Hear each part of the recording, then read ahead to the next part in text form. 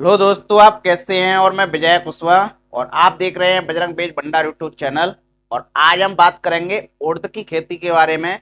और आज हम उड़द की खेती की A to Z संपूर्ण जानकारी के बारे में बात करेंगे कि इसके बुआई का उचित समय क्या है, इसकी फसल अवधि कितनी होती है, इसकी खेती हम किन किन मिट्टियों में कर सकते हैं, उड़द की खेती के लिए कितने तापमान की आवश्यकता पड़ती है, इसकी फसल के लिए हमको खेत की तैयारी कैसे करनी चाहिए, इसकी कौन कौन सी उन्नत किस्में होती हैं, इसकी बीज की मात्रा कितनी लगती है, इसके बीज को उपचार कैसे करना चाहिए, इसमें कौन कौन से रोग लगते हैं उनका नियंत्रण कैसे करना चाहिए, इसमें कौन कौन से खरपतवार उगते हैं उनका नियंत्रण कैसे करना चाहिए, उड़द की खेती में कौन कौन से कीट लगते हैं उनका नियंत्रण कैसे करना चाहिए, इसका उत्पादन कितना होता है, सभी बातों पर चर्चा करेंगे। तो जो भी लोग हमारे चैनल पर पहली बार आए हुए हैं या जिन्होंने अभी तक हमारा चैनल सब्सक्राइब नहीं किया है तो प्लीज आप हमारे चैनल को सब्सक्राइब कर लें, जिससे खेती संबंधी नई नई जानकारी आपको यहाँ से मिलती रहे। तो बने रहिए वीडियो के एंड तक। तो चलिए शुरू करते हैं। जैसा कि आज हम बात करेंगे उड़द की खेती के बारे में, और आज हम उड़द की खेती की A to Z संपूर्ण जानकारी के बारे में बात करेंगे। तो सबसे पहले हम बात करते हैं इसके बुआई के समय की, कि उड़द की खेती हमको किस सीजन में करनी चाहिए। तो हमारे भारत देश में उड़द की खेती दो सीजनों में की जाती है, एक खरीफ सीजन में और एक जायद सीजन में। यदि हम इसकी जायद सीजन में बुआई कर रहे हैं तो 1 फरवरी से लेकर 31 अप्रैल तक कभी भी बुआई कर सकते हैं। यदि हम इसकी खरीफ सीजन में बुआई कर रहे हैं तो 1 जून से लेकर 31 जुलाई तक कभी भी बुआई कर सकते हैं। बात करें इसके लिए कितने तापमान की आवश्यकता पड़ती है, तो उड़द की खेती खरीफ और जायद सीजन में की जाती है। इसके अंकुरण से लेकर इसकी कटाई तक लगभग 18 से 36 डिग्री सेंटीग्रेड तापमान तक की आवश्यकता पड़ती है। बात करें मिट्टी की, कि उड़द की खेती हम किन किन मिट्टियों में कर सकते हैं, तो उड़द की खेती के लिए हल्की चिकनी मिट्टी और दोमट मिट्टी उत्तम मानी जाती है। इनके अलावा आप काली मिट्टी, बलुई दोमट मिट्टी, हल्की रेतीली मिट्टी, इन सभी प्रकार की मिट्टियों में भी इसकी सफलतापूर्वक खेती कर सकते हैं। और मिट्टी ऐसी हो जिसमें जल निकास की अच्छी व्यवस्था हो और कार्बनिक पदार्थ की मात्रा अधिकतम हो और जिसका पीएच मान 5.5 से 7 के बीच में हो, ऐसी भूमियों में आप इसकी सफलतापूर्वक खेती कर सकते हैं। बात करें इसके खेत की तैयारी की, तो उड़द की जब भी हम बुआई करते हैं उससे लगभग 15 से 20 दिन पहले हमको खेत में सड़ी हुई गोबर की खाद का इस्तेमाल करना चाहिए। यदि हम सड़ी हुई गोबर की खाद का इस्तेमाल करते हैं तो लगभग 8 से 12 टन प्रति एकड़ के हिसाब से सड़ी हुई गोबर की खाद का इस्तेमाल कर सकते हैं। इसी के साथ साथ आप ट्राइकोडर्मा का भी इस्तेमाल कर सकते हैं। ट्राइकोडर्मा जो कि 3 से 4 किलोग्राम प्रति एकड़ के हिसाब से इस्तेमाल कर सकते हैं। उसके बाद आप उसमें खेत में जुताई करवा सकते हैं। जुताई करने के बाद आप उसमें पलेवा कर सकते हैं। जब भी आप बुआई कर रहे हैं, बुआई करने से लगभग 5 से 6 दिन पहले आप उसमें पलेवा कर सकते हैं। पलेवा करने के बाद जब आपका खेत में उचित नमी हो, जुताई के लिए उसमें उचित नमी हो, उस समय आप उस खेत में जुताई करवा सकते हैं। जुताई करने के बाद कुछ रासायनिक खादों का आप उसमें प्रयोग कर सकते हैं, जैसे कि डीएपी। डीएपी आप 40 से 50 किलोग्राम प्रति एकड़ के हिसाब से इस्तेमाल कर सकते हैं। पोटास जो कि 30 से 40 किलोग्राम प्रति एकड़ के हिसाब से इस्तेमाल कर सकते हैं। इसी के साथ साथ आपको एसएसपी का भी प्रयोग करना चाहिए, जो कि सिंगल सुपर फॉस्फेट होती है, उसका 100 किलोग्राम प्रति एकड़ के हिसाब से इस्तेमाल कर सकते हैं। इसी के साथ साथ आप किसी भी एक कीटनाशक का प्रयोग कर सकते हैं, जैसे कि कारोफोरान 3% फॉर्म में आता है, उसका आप 5 से 6 किलोग्राम प्रति एकड़ के हिसाब से इस्तेमाल कर सकते हैं। और इन सभी खादों को मिलाकर आप खेत में बिखेर कर और जुताई करवा सकते हैं। अंतिम जुताई से पहले आप इनका प्रयोग कर सकते हैं और अंतिम जुताई करके पाटा लगाकर खेत को समतल छोड़ सकते हैं। इस तरीके से आपका खेत बुआई के लिए तैयार हो जाता है। बात करें उन्नत किस्मों की, कि इसकी हमको कौन कौन सी वेराइटियां लगानी चाहिए, तो मार्केट में इसकी बहुत सारी वेराइटियां आती हैं, जैसे कि शेखर 2 आती है। शेखर 2 वेराइटी को अलग अलग कंपनियां देती हैं। इसके अलावा RBU 38 आती है, पंत U 19 आती है, जवाहर उड़द 2 आती है, T 19 आती है, पंत उड़द 40 आती है। इसके अलावा कृष्णा वैरायटी आती है। कई अलग अलग वैरायटियां आती हैं और अलग अलग क्षेत्रों में अलग अलग वैरायटियां आती हैं। तो आप कौन सी वैरायटी लगाते हैं आप कमेंट करके हमको बता सकते हैं। इसके अलावा बात करें बीज उपचार की, तो इसके बीज को यदि हम मार्केट से लेकर आते हैं तो ये ऑलरेडी उपचारित आते हैं, आपको उपचारित करने की आवश्यकता नहीं पड़ती है।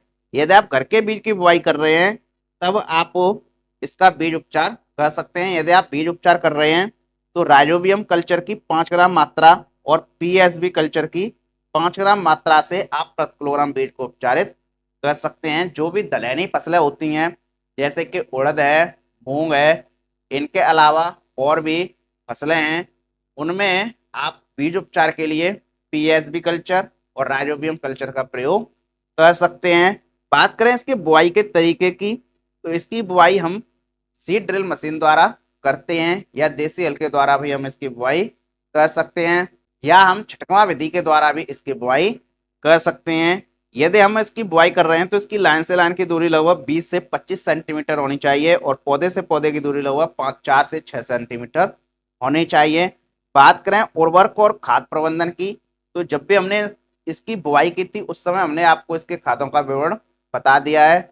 उसके बाद आपकी जब फसल लगभग 25 से 30 दिन की हो जाती है तो उस समय आप इसमें यूरिया का इस्तेमाल कर सकते हैं। यूरिया के साथ साथ आप ह्यूमिक एसिड का भी इस्तेमाल कर सकते हैं। यदि आप यूरिया का इस्तेमाल कर रहे हैं या ह्यूमिक एसिड का इस्तेमाल कर रहे हैं, यूरिया आप लगभग 30 से 40 किलोग्राम प्रति एकड़ के हिसाब से ले सकते हैं। ह्यूमिक एसिड आप लगभग 1 से 2 किलोग्राम प्रति एकड़ के हिसाब से ले सकते हैं। और आपको ये विशेष ध्यान रखना है, जब भी आप इसका प्रयोग कर रहे हैं तब आपको सिंचाई करनी चाहिए। सिंचाई के समय ही आप इसका प्रयोग कर सकते हैं। यदि आप सिंचाई नहीं कर रहे हैं उस अवस्था में तो आपको इन खादों का प्रयोग नहीं करना चाहिए। विशेषकर आपको जब ध्यान रखना है जब आपकी फसल फ्लावरिंग और फ्रूटिंग स्टेज पर होती है, जब फली बनना स्टार्ट होती है, जब उसमें फूल आता है, उस समय आपको विशेष ध्यान रखना है कि उस समय आपको स्प्रे करनी है। स्प्रे में आप एनपीके का इस्तेमाल कर सकते हैं। एनपीके जो कि 05234 आती है, या आप 0050 एनपीके का, इन दोनों एनपीके में से किसी भी एक एनपीके का इस्तेमाल कर सकते हैं। यदि आप इसका इस्तेमाल कर रहे हैं तो लगभग 500 से 600 ग्राम प्रति एकड़ के हिसाब से इस्तेमाल कर सकते हैं। और उस समय यदि आप सिंचाई के साथ कुछ खादों का प्रयोग कर रहे हैं तो यदि आपकी फसल में फली बनना स्टार्ट हो रही है तो आप उस समय कैल्शियम नाइट्रेट का प्रयोग कर सकते हैं। कैल्शियम नाइट्रेट जो कि 20 से 25 किलोग्राम प्रति एकड़ के हिसाब से प्रयोग कर सकते हैं।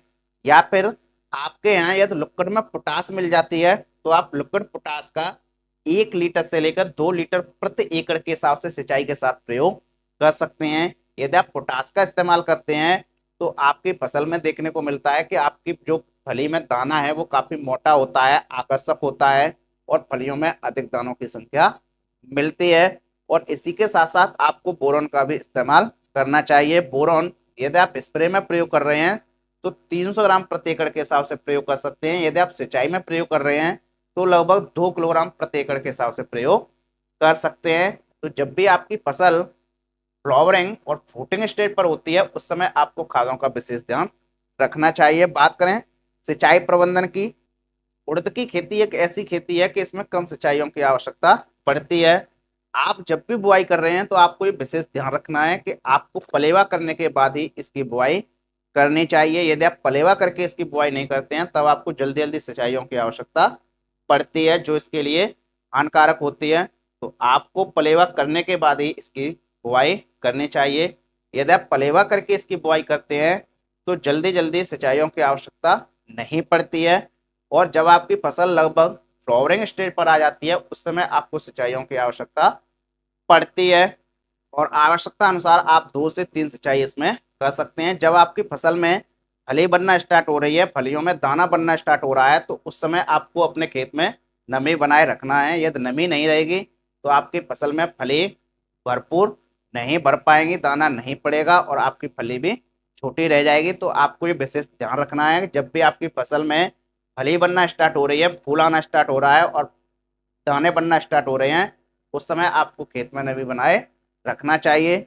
बात करें खरपतवार नियंत्रण की, तो उड़द की खेती में बहुत सारे खरपतवार होते हैं। उनके नियंत्रण के लिए आप आवश्यकता अनुसार 2 से 3 निराई गुड़ाई कर सकते हैं। बात करें रोग और उनके नियंत्रण की, तो उड़द की खेती में कई रोग देखने को मिलते हैं जैसे कि उकटा रोग है, पाउडरी मिल्ड्यू है, लीफ स्पॉट है, पीला मोजक वायरस है, पीली चितरी रोग है।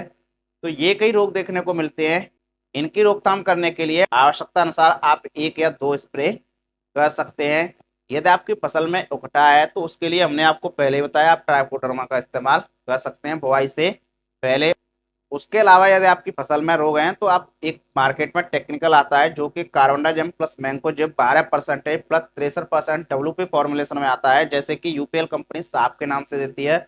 उसका आप 400 से 500 ग्राम प्रति एकड़ के हिसाब से इस्तेमाल कर सकते हैं। या फिर एक और टेक्निकल आता है जो कि कार्बोंडाजिम 50% डब्ल्यूपी फॉर्मुलेशन में आता है, जिसको हम पावेस्टिन भी बोलते हैं। उसका आप 400 से 500 ग्राम प्रति एकड़ के हिसाब से इस्तेमाल कर सकते हैं। या फिर आप एक और टेक्निकल आता है मार्केट में जो कि कैप्टान प्लस हेक्साकोनाजोल आता है। कैप्टान जो कि 70% प्लस हेक्साकोनाजोल 5% डब्ल्यूपी फॉर्मुलेशन में आता है, जैसे कि टाटा कंपनी टाटा ताकत के नाम से देती है। इसका आप यदि प्रयोग कर रहे हैं तो इसका आप 400 से 500 ग्राम प्रति एकड़ के हिसाब से इस्तेमाल कर सकते हैं। इस तरीके से आपकी फसल में रोगों का भी कंट्रोल हो जाता है। बात करें कीट की, तो उड़द की खेती में कई कीट देखने को मिलते हैं, जैसे कि माहू है, पत्ती खाने वाली सुंडी है, फली छेदक है, दीमक है, सफेद मच्छर है। ये कई कीट देखने को मिलते हैं। तो इनकी रोकथाम करने के लिए आप स्प्रे कर सकते हैं। स्प्रे में आप थाइमोथैक्सम 25% डब्ल्यूजी फॉर्मुलेशन में आता है, उसका आप 100 से 200 ग्राम प्रति एकड़ के हिसाब से प्रयोग कर सकते हैं। इससे आपकी फसल में मच्छर का कंट्रोल हो जाएगा। यदि आपकी फसल में सुंडियों का अटैक है तब आप इमामेक्टिन बेंजोएट जो कि 5% एसजी फॉर्मुलेशन में आता है, उसका आप 100 से 150 ग्राम प्रति एकड़ के हिसाब से इस्तेमाल कर सकते हैं। जब आपकी फसल ग्रोथिंग स्टेज पर है तो उस समय एक टेक्निकल आता है जो कि प्रोपेनोफॉस प्लस साइपरमेथ्रिन आता है। प्रोपेनोफॉस 40% प्लस साइपरमेथ्रिन 4% इसी फॉर्मुलेशन में आता है। उसका आप 150 ml से लेकर 200 ml प्रति एकड़ के हिसाब से प्रयोग कर सकते हैं। तो इस तरीके से आपकी फसल पर कीटों का नियंत्रण भी हो जाता है। बात करें फसल कटाई की, जब आपकी फसल की फलियों का रंग स्लेटी काला होने लगे तो उस समय आपको अपनी फसल की कटाई कर लेनी चाहिए। कई स्थानों पर किसान भाई एक एक फली की तुड़ाई करते हैं, कई स्थानों पर एकदम सीधी कटाई करते हैं, वो आप आवश्यकता अनुसार कर सकते हैं। बात करें इसके उत्पादन की, तो इसका उत्पादन कितना होता है। इसका जो उत्पादन है वो आपकी देखरेख पर, आपकी लागत पर, लगाने के समय पर, लगाने के स्थान पर कई कारकों पर निर्भर करता है। वैरायटी पर भी काफी निर्भर करता है। एक एवरेज लगभग 12 से 15 कुंतल प्रति एकड़ के हिसाब से इसका उत्पादन देखने को मिल जाता है, और इससे उत्पादन कम भी हो सकता है और इससे अधिक भी हो सकता है। एक एवरेज हमने इनका उत्पादन बताया है। तो ये रही उड़द की खेती की A to Z संपूर्ण जानकारी। यदि आपको वीडियो पसंद आई हो तो एक लाइक जरूर कर दें और चैनल को सब्सक्राइब कर लें, और वीडियो को ज़्यादा से ज़्यादा किसान भाइयों में शेयर कर दें, जिससे किसान भाइयों को भी इसकी जानकारी मिल सके। मिलते हैं नेक्स्ट वीडियो में एक नई जानकारी के साथ। जय जवान जय किसान।